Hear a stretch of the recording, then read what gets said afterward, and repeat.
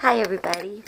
Um, my last video I left off at the story about my sister, and so now I'm going to fast forward to the discard that happened July of 2015.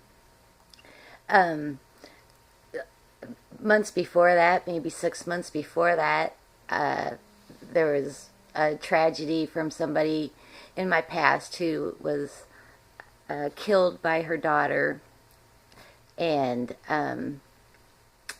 this girl had really kind of disappeared out of the family, and two of her girls I knew didn't know anything about it. So I got a hold of the family and let them know what had happened, and it was all over national news.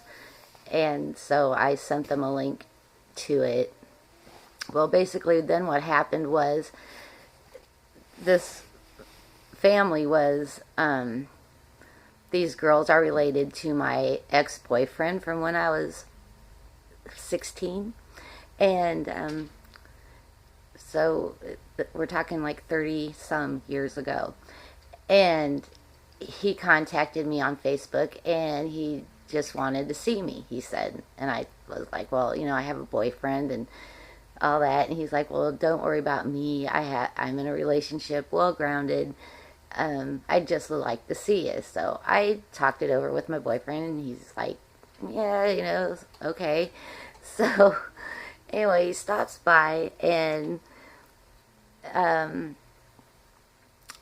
I make hot chocolate, and his girlfriend's there, and we're all talking, and he lets me know that he's been sober for like 15 years, which was really good because he was, very mean drunk. And so anyway, the visit's over, and on the way out, and he's walking to his car, he says to me, I'm going to stop by and see your parents. And right then, I just thought, you're not going to be my friend long. I didn't know why, I didn't know how, but that was my thought. So anyway, next thing I know, my ex, we'll just call him Joe.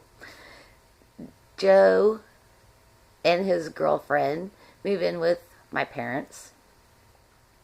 He's going to have some kind of surgery, and he's going to stay there and recover. And anyway, he was there for like a year.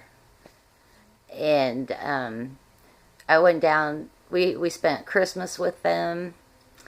And then I got a call from Wally one day, and he said that him and Dad were going to come down to my trailer, my little modest little home that I have here. And I have a 22 or 21-year-old autistic daughter who lives here with me and my boyfriend for the last 6 years. And anyway, so he says they're going to come down and they're going to help us fix some stuff around the house, because it's really hard for us. We don't have a garage, we don't have tools, and someone always has to be watching my daughter and watching the doors. If people are running in and out, someone has to just be watching her and paying attention to make sure she doesn't get out. So they're going to come down and they're going to help us. We had some issues with the doors that we needed to fix, and they had a pickup truck, they had the tools, they're coming down. Well, so about 6 months later, they end up coming down, and they just ripped our character totally apart, told us how worthless, we're dead weight. My ex-boyfriend was there to make my new boyfriend pack his bags and leave, and my dad was just saying these horrible things. I mean, it was just horrible. I can't even describe it. And it just went on all day long. And when they left, I literally had a nervous breakdown. I mean, I lost almost all ability to move, to get out of bed. And well, I haven't talked to them since. So I know that doesn't sound like horrible or anything. Maybe it does. I don't know. You know, my dad even said that my boyfriend was dead weight, and my boyfriend has a full-time job and has had a full-time job ever since he's been with me. And I work. I'm a bartender. I was a nurse, but my home life demanded my attention more. I couldn't just work double shifts because another nurse didn't show up. I mean, I have to get home. I have obligations. I have cares to provide here. So, yeah, just really put us down. And, you know, I don't feel good about any of that. I would like to be making all kinds of money and moving forward with my career, but I'm the caretaker here. So, I don't know. Just really. And then he said, because he smokes cigarettes and drinks, he said, and he's going to die and it's going to be his own fault. And I just thought that was so soulless to say. You know, this guy is the only reason that I still have what I have. You know, it's just unbelievable to me. But anyway, what's interesting is a letter I got from my mother, and I have gotten letters from the ex. He's just a flying monkey now. We're just going to call him Flying Monkey Number One, Joe Flying Monkey Number One. And anyway, got a letter from my mom, and you know, I'll read it maybe if I have some glasses. It really is unflattering to me. But it kind of shows you a few things about her character. Dear Sonia Fuzz, sorry things happened the way they did the other day. She wasn't even here, so I don't know what she's really talking about. I want you to know we love Sonia and the girls very much. Okay, she didn't message this to me, but now she's talking just to Fuzzy. We would do anything. We would do. Oh Jesus! We love them very much with all our hearts. We would do anything, and we would be there for them when they want or need us. What hurts us more than anything is she has let her house fall down around her. That is, anyway. That is the only one we could afford to help them with. We have stayed away because Sonia has told us not to control her, but it's hard to see them without water, air conditioning, and roof over their heads. Okay, yes, she did help me get this trailer. No, I've never been without water, air conditioning, or a roof over my head. Okay. I think we have been there anytime she wants or needs us. Okay, they live like 2.5 hours away, and I see them about twice a year. And you know what? I could use a babysitter, so I could be working. Okay, but, you know, that's not their problem, right? Right. Okay.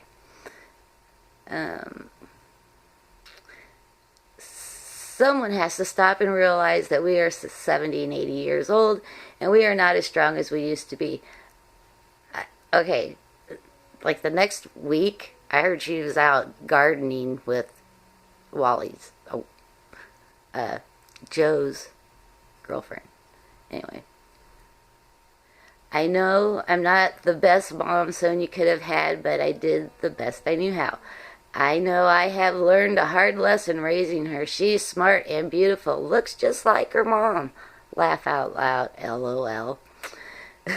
But somewhere she has just lost her love and respect for us. Well, you know, I could go on with this.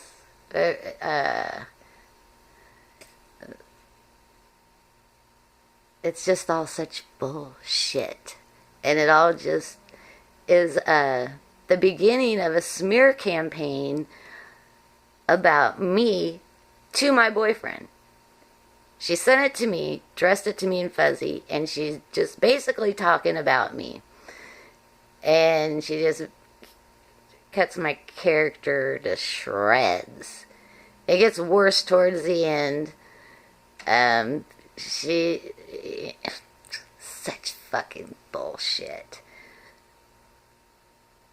Anyway, I had fun making this video, and I know a lot of you are going through this kind of crap, and it sucks. I have days where I just feel like I'm going to die, but I talk myself out of it. I try balancing my chakras and listening to healing music. And I have taken up playing the mandolin in the last year and writing some songs. And, you know, I'm not great, but it's a goal, and I reach it, and I feel good about it when I learn a song or write a song. So, hey, you know, find something you love to do and do it. And you know, it feels really good to tell your story, even though I haven't posted any videos. But I feel really, really good about just getting that off my chest. And I want to thank all the people who are making videos. Narcissism Survivor, Escape from Narcissism, Annabelle Lee. And you were the first 3 that I got... subscribe to and just listen to all your videos, and really woke up and fell apart, and then kept listening to your videos, and have picked myself back up and have found a lot of other great channels. And I support this community, and I want to hang with you guys. So see ya.